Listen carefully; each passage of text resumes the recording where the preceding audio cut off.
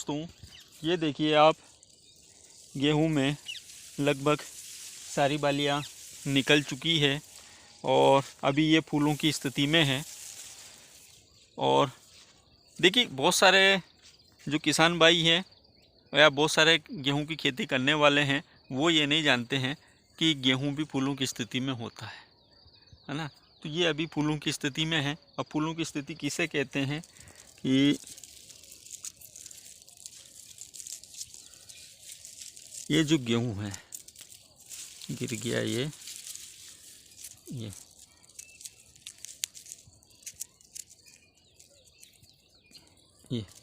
इसमें अभी बीज नहीं बना। अब इसमें यहाँ से बीज बनेंगे और बीजों की जो बालियों की जो देखिए, जो बालियों की साइज़ है, बालियों की फुल साइज़ हो गई है और अब इसमें बीज बनना चालू होंगे। और बीज बनने के बाद इसमें होगा क्या कि इसमें वजन पड़ेगा, और जब इसमें वजन पड़ेगा और उसके बाद अगर हम सिंचाई करते हैं तो किसान भाई जानते हैं कि जब गेहूं में वजन पड़ जाए और उसके बाद अगर हम सिंचाई करते हैं तो होता क्या है। तो दोस्तों, आज का जो हमारा वीडियो है इसी बात को लेकर है कि गेहूं में हम आखिरी सिंचाई कब करें। ये जो गेहूं की खेती करने वाले जो अधिकतर किसान हैं, उनके मन का सबसे बड़ा कन्फ्यूज़न है कि हम गेहूं में आखिरी सिंचाई कब करें ताकि हमारी गेहूं गिरे नहीं और हमारी गेहूं पूरी फूल भी जाए, मोटी हो जाए, पूरे बीज उसके भर जाए।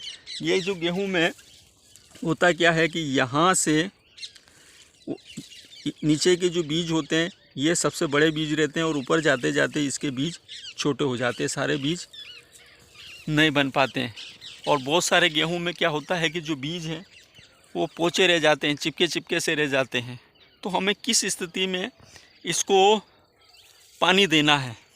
एक तो आप ज़मीन देख लीजिए, ये जो ज़मीन है, ये ज़मीन है, मिट्टी, ये मिट्टी देखिए अभी इसमें नमी है, ये नमी तो है, लेकिन अब यहाँ से देखिए आप, इधर से देखिए ये दरारें चल गई है। ये देखिए आप, ये देखिए ये दरारें चल गई है।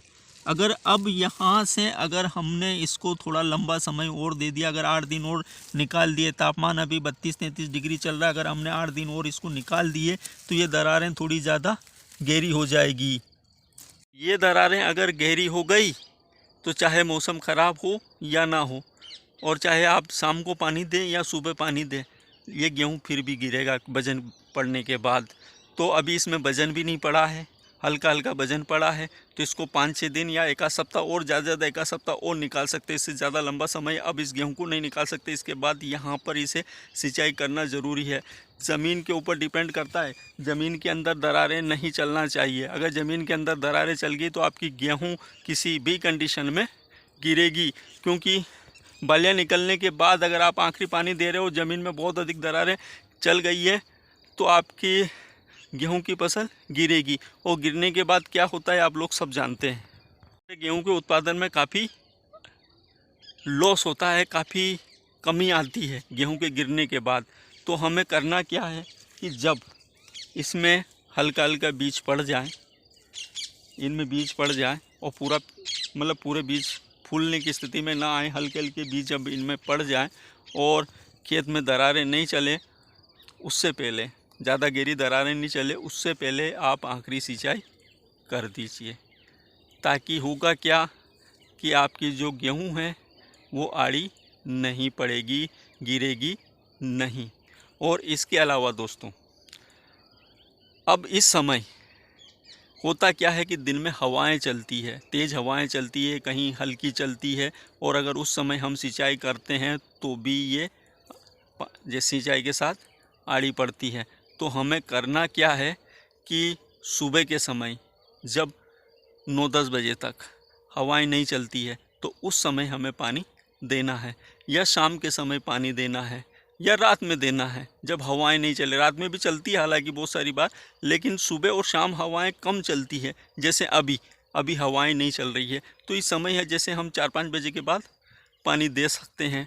तो 7-8 बजे तक है हवाएं बहुत कम चलती है। और इधर सुबह मेन सुबह 5-6 बजे बिल्कुल हवाएं बंद रहती है। तो उस समय आप पानी दीजिए। और जब इसमें थोड़ी सी हवा लग जाएगी और थोड़ी सी धूप गिर जाएगी तो ये कठोर हो जाएगी, तो उसके बाद ये गिरेगी नहीं। आप ये कुछ सावधानियां रखिए और अपने गेहूं को गिरने से, आड़ी पड़ने से बचाइए और अच्छा उत्पादन आप लीजिए। ये कुछ जो परंपरागत हमारी चीज़ें हैं जो चली आ रही है, पूर्वजों से चली आ रही है, इन नियमों को अगर हम फॉलो करें तो हमारा जो गेहूं है उसका जो उत्पादन है बहुत तगड़ा निकलेगा।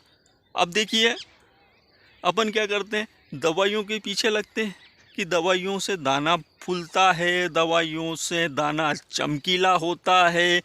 अब फूल के कितना फूलेगा, नींबू जैसा तो होगा नहीं, गेहूं रहेगा। और जो गेहूं रहेगा, गेहूं की जो साइज़ है, जिस साइज़ का गेहूं आपने, जिस क्वालिटी का आपने बीज लिया है, उस क्वालिटी का बीज फूलना चाहिए और यहाँ ऊपर तक के बीज फूलना चाहिए। उसके लिए ज़मीन में नमी होना चाहिए और नमी होने के लिए आपको जो सिंचाई है उस सिंचाई का ध्यान रखना है।